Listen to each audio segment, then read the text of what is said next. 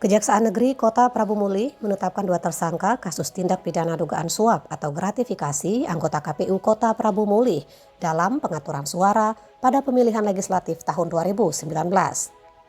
Kepala Kejaksaan Negeri Prabu Muli, Roy Riyadi, melalui Kasih Intel Anjasra Karya didampingi Kasih Pitsus M. Arsyad dan Kasih PB3R Zid Mutakin, Selasa 26 April lalu mengatakan kedua tersangka adalah AS yang pada saat itu sebagai anggota KPU dan DRFT yang pada saat itu sebagai caleg DPR RI Dapil 2 Sumatera Selatan.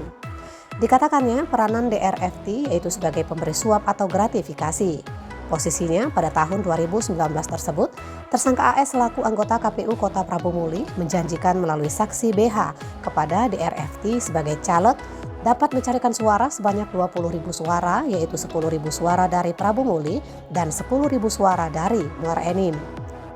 Satu suara yang dijanjikan dihargai Rp20.000, sehingga untuk seluruhnya Rp20.000 dikali 20.000 suara menjadi Rp400 juta. Namun yang disanggupi oleh DRFT saat itu hanya Rp350 juta.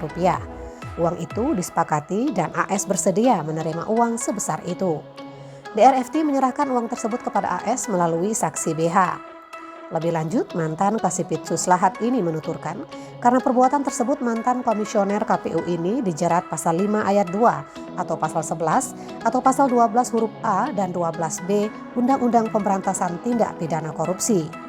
Sedangkan untuk tersangka DRFT disangkakan pasal 5 ayat 1 huruf A atau pasal 13 Undang-Undang Nomor 31 Tahun 1999 atau Undang-Undang tentang Pemberantasan Tindak Pidana Korupsi. Prabu Agustiawan melaporkan dari Prabu Muli.